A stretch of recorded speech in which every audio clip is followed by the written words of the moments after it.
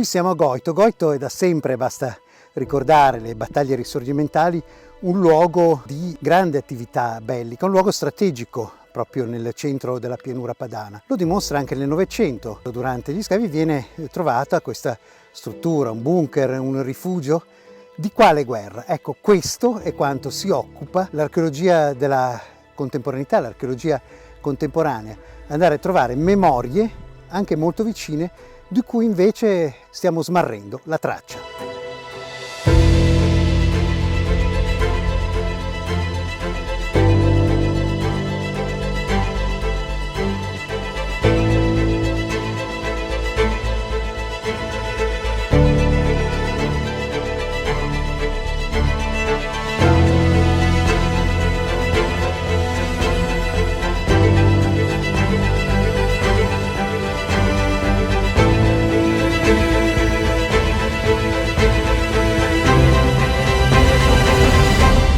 Siamo a Goito, in provincia di Mantova. Da un livellamento, lavori di livellamento agrario, è emersa questa struttura completamente interrata che ci ha molto stupiti. Qui ci troviamo di fronte ad uno dei tre ingressi che ha questa struttura con questa forma più o meno ad Y.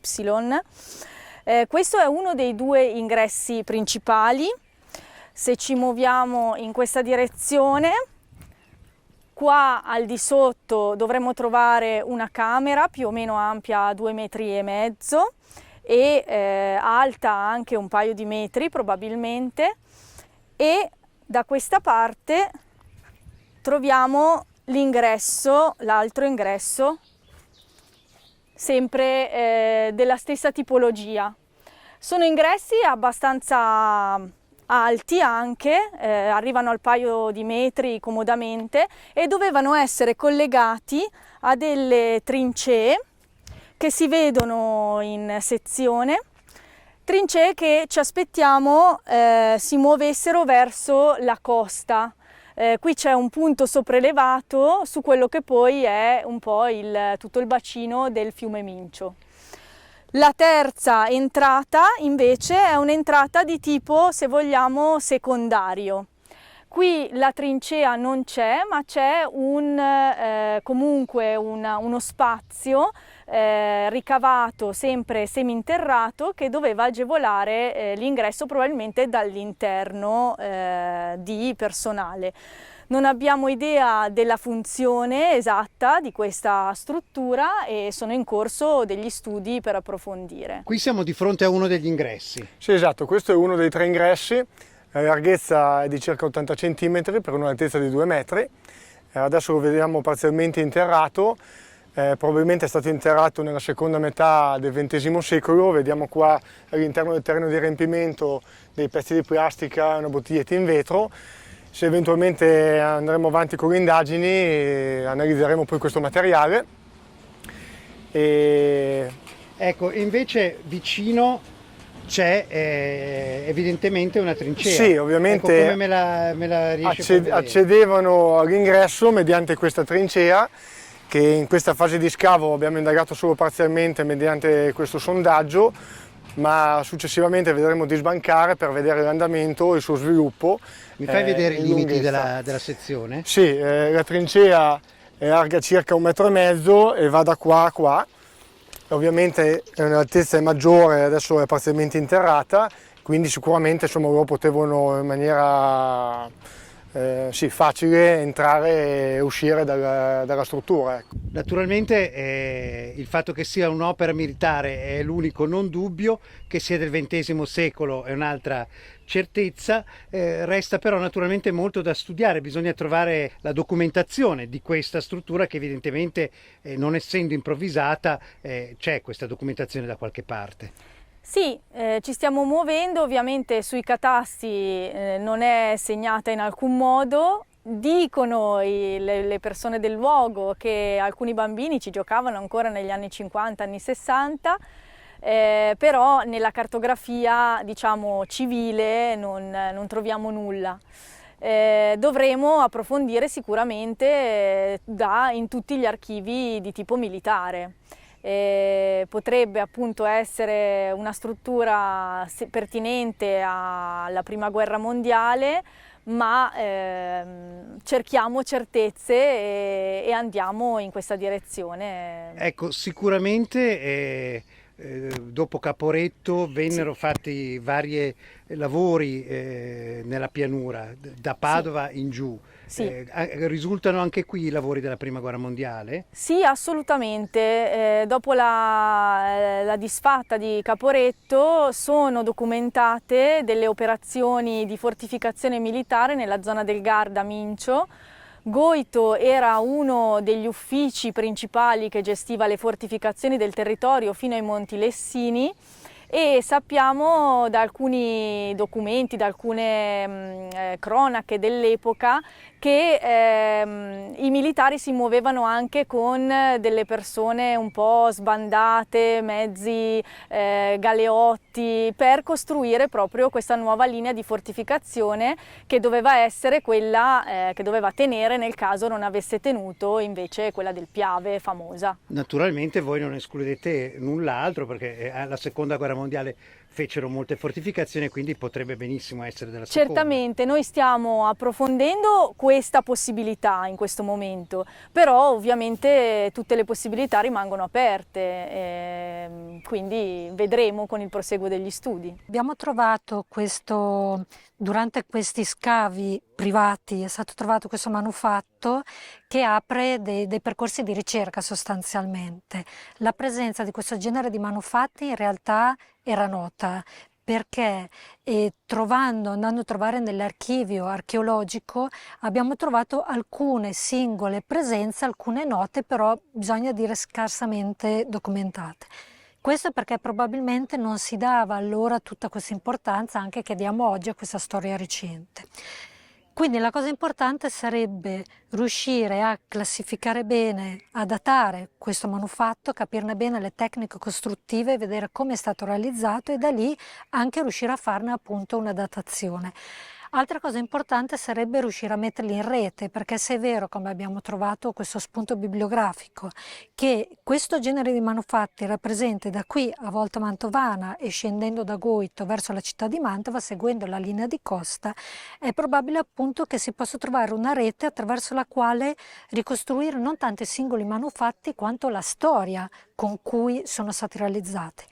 Altro spunto di ricerca che potrebbe essere veramente interessante più da un punto di vista demo-etnoantropologico sarebbe capire chi lavorava a questi manufatti, quindi andare a cercare se negli archivi, diciamo delle strutture sociali che c'erano nell'intorno, sarà possibile trovare qualcosa o meno, ad esempio se effettivamente fosse stata fatta negli anni del 15-18, probabilmente essendo all'epoca gli uomini in guerra, gli uomini abili, è possibile che venissero impiegate delle maestranze, così chiamiamole, provenienti o dagli ospedali psichiatrici giudiziari piuttosto che dalle ex strutture di detenzione di chi aveva problemi mentali, gli ex manicomi per intenderci.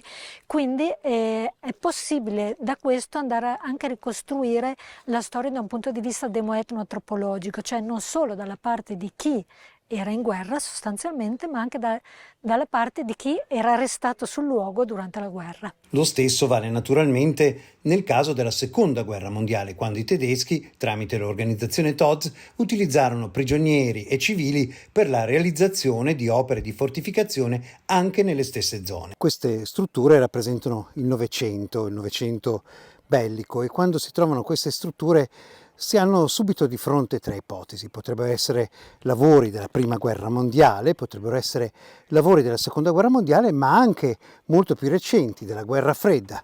Quindi abbiamo postazioni, diciamo così, fortificate, delle zone attorno a possibili linee di ritirata della Prima Guerra Mondiale. Possiamo avere un bunker antiaereo, un rifugio antiaereo della Seconda Guerra Mondiale, magari in prossimità di postazioni antiaeree. Qui c'è vicino il ponte sul Mincio, un attraversamento importante, e naturalmente potrebbero essere anche strutture della grande guerra terza del XX secolo, quella che non si è combattuta ma che comunque c'è stata, ovvero la guerra fredda.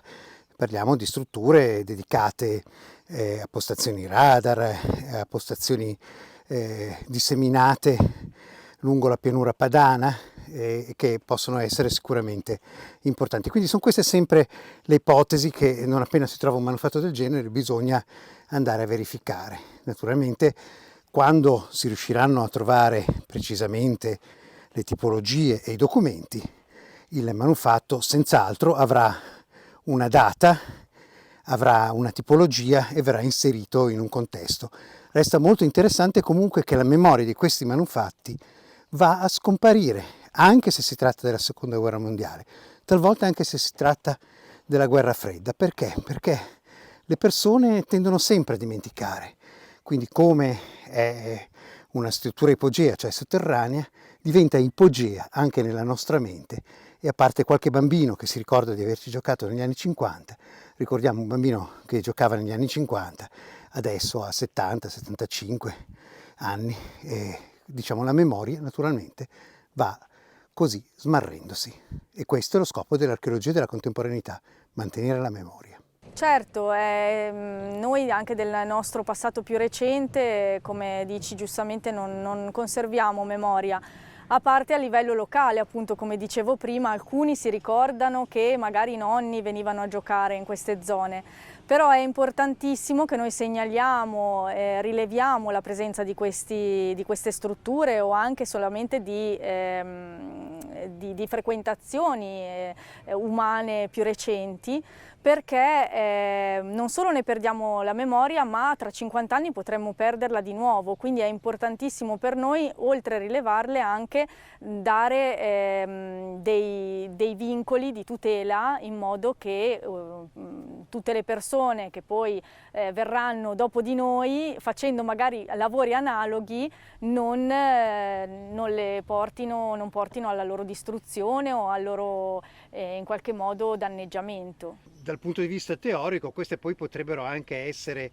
valorizzate in qualche modo, adesso non so questo singolo manufatto, ma altri del genere. Sarebbe estremamente interessante, e io credo che la risposta di tutte le persone sia molto positiva rispetto alla scoperta, un po' anche all'entrare nelle profondità di strutture della guerra, insomma cose che davvero si vedono poco.